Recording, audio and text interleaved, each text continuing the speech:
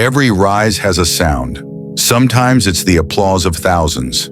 Sometimes it's the strike of a fist meeting its mark. And sometimes, if you listen carefully, it's the quiet, almost unnoticeable crack in the armor of someone the world swore could never fall.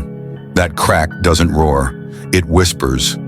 And on a cold night lit by the blinding glow of arena lights, that whisper began the undoing of a legend everyone believed was untouchable. The judges noticed it before the audience ever did. One of them, a veteran who had watched champions come and go, leaned over his desk and murmured, "She's walking different tonight, stiff, like she's forcing the confidence." He didn't announce it. He didn't point. He simply watched, his pen frozen above the score sheet, knowing something was off. Her mother saw it too, long before the cage walk, long before the cameras switched on. She had watched her daughter fight through childhood, through adolescence, through the Olympics. She had seen her angry, hurt, triumphant, unstoppable. But never this. On the phone the night before, she whispered, "Your eyes look tired. You're not tired. You're worried.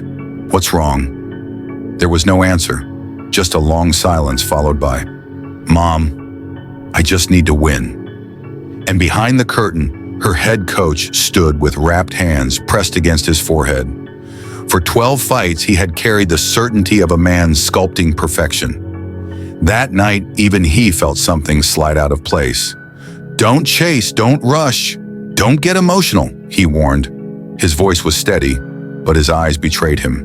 He saw the tightening in her jaw, the irritation, the need to prove something not to the crowd, but to herself. When she stepped onto the walkway, the arena roared as if a goddess had arrived. But the first step told a different story. Too quick, too heavy, too forced. The doctor at cage side watched her pacing and quietly mentioned to an assistant, "Adrenaline spiked too early. She might crash mid-round." Everyone felt something. No one knew what it meant. Not yet. Tonight would not be remembered for a fight.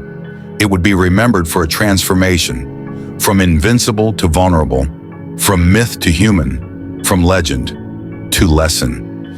This is where the downfall begins, not with a punch, but with a feeling. Before the cage door slammed shut, the signs were already there. Subtle, quiet, buried beneath the noise. A cutman wiping her face noticed the tremor in her breathing. Not panic, not fear. Something worse, restraint. Like she was holding something back. Something heavy, something that had been growing for months. Backstage security described her as distant. Not focused, distant.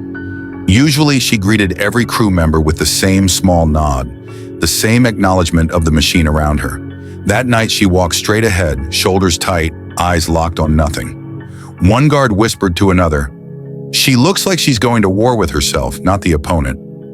Her striking coach approached with one last instruction, "Hands high. Don't admire your work. If she fires, reset." She didn't answer. She simply exhaled, long and slow, as if trying to push out the doubt sitting in her lungs. Then came her longtime grappling coach, an older man with a voice full of battles. He touched her shoulder and said softly, "Remember what wins fights. Don't forget who you are." Her response was chilling in its honesty. "I don't know if that's enough anymore." A doctor stepped in for a final pre-fight check, light on her pupils. Quick reflex test, wrist tightness. Everything looked fine, but he frowned when she flinched at a sudden noise behind them. "You okay?" he asked. She forced a smile. "Just ready." He didn't believe her. Doctors know when someone is lying. Meanwhile, on the other side of the cage, her opponent warmed up with a presence that filled the entire space. Coaches laughed. Striking pads snapped like gunfire. The challenger was loose, fluid, excited. Her coach whispered, "She's scared." The challenger shook her head. "No, she's not scared. She's trying to be who she used to be." And maybe that was the problem. Maybe trying to be who she was became the weight that held her down. As she finally made the walk, people in the front row pointed to the look in her eyes. Wide, unfocused, almost pleading. A woman in the crowd grabbed her friend's arm and said, "Something's wrong. She doesn't look like herself." The fight hadn't begun, but the downfall already had. The bell rang. Time slowed. Every fan, every coach, every family member felt it. The moment of truth, she stepped forward, confident on the surface. But beneath that mask, tension coiled like a spring ready to snap. Her eyes darted, scanning, anticipating, but the instinctive calm that had carried her through 12 victories seemed absent. Amanda Nunes came forward like a storm, deliberate and patient. No unnecessary bravado, no showmanship. Each strike landed with precision, each movement deliberate. Coaches yelled from the corners, "Watch the left! Reset! Don't overcommit!" But the words fell into a fog. She tried to fall back on the familiar, her legendary armbar, but it was as if Nunes could read the script, dismantling it move by move. Seconds stretched. She lunged, desperate, hands flying, a mixture of aggression and panic. The crowd's roar blurred into a low, constant hum. One judge scribbled notes with a growing frown, sensing what the audience couldn't yet articulate. Confidence is slipping. The aura is gone. She's human now, and the world is about to see it. Then in the blink of an eye, it ended. 48 seconds, less than a minute.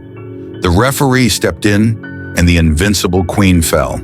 The cage seemed to shrink around her as she rose, dazed, stunned, struggling to reconcile what had just happened. Fans booed, jeered, a chorus of disbelief. One spectator yelled, "She's finished! She's human!" Others shook their heads in horror. Backstage, her mother clutched her hands to her chest, whispering, "It's okay. You tried. That's all anyone can ask." The coach, usually stoic, looked away, unable to meet her gaze. Doctors and assistants hovered, offering water, cool cloths, but their eyes betrayed the truth. They knew this was more than a fight lost. This was a symbolic unraveling. The post-fight press conference never happened. Social media erupted immediately, memes and hot takes flooding the timeline. Analysts dissected every move, every misstep, questioning whether she had ever been untouchable or if history had simply chosen to show her vulnerability. Now Ronda's shift to WWE was supposed to be a rebirth. January 2018, WrestleMania debut, lights bright, crowds chanting, a return worthy of her reputation. At first, the energy was palpable. Fans remembered the fighter, the armbar queen, and cheered her as if the octagon had never been left behind. But the fantasy collided with reality. Wrestling was scripted, theatrical, and she wasn't just performing. She was competing for attention, recognition, and respect in a world that valued storytelling over pure fighting skill. Against Becky Lynch, she was cast as the villain. Fans booed, some even threw objects in protest. Every cheer for her past triumphs was replaced with sarcasm, derision, her frustration mounted. In one moment at Elimination Chamber 2019, she broke character entirely. She called the scripted world out loud. "It's not real, I'm done pretending. You don't appreciate this. None of this is real." The crowd reacted violently. Analysts tweeted, "She had all the tools to succeed, but arrogance burned every bridge." Fans split into factions. Some empathized, others condemned. WWE sidelined her. Even 3 years later, her attitude remained a lightning rod, turning opportunities into battlegrounds. Meanwhile, Hollywood projects offered glimmers of stardom, but they never matched the electric intensity of the octagon. Every step outside the cage reminded her that fame could not replace purpose. And purpose, once defined by mastery of a craft, was slipping away. Away from the bright lights, away from jeers and social media scorn, she began rebuilding motherhood, offered a new kind of fight, a personal challenge rather than public spectacle. Training became therapy, not competition. MMA became meditation, not validation. She posted her workouts, her wellness routines. Posts weren't about proving dominance. They were about reclaiming self-respect. Her legacy was no longer measured by undefeated streaks or championship belts, but by the ability to live authentically, with humility and with joy. No comebacks, no fanfare, just quiet, deliberate reinvention. Friends observed a softer, more grounded Ronda. One longtime coach remarked, "This version of her wins every day, not against someone else, but against the chaos of her own mind." The world no longer saw a queen or a cautionary tale. It saw a woman who had touched the highest peaks, fallen into the valleys and emerged again, not invincible, not perfect, but whole.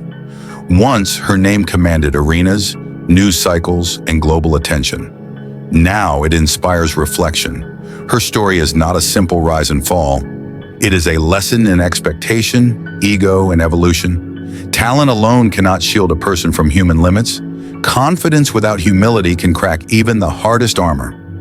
Ronda Rousey's journey reminds us, glory is fleeting, but the pursuit of authenticity endures. She may no longer dominate the ring, but she has reclaimed control over her life, a victory more profound than any belt. And in the quiet moments, away from cameras and noise, she smiles. Not because the world applauds, but because she has finally found peace.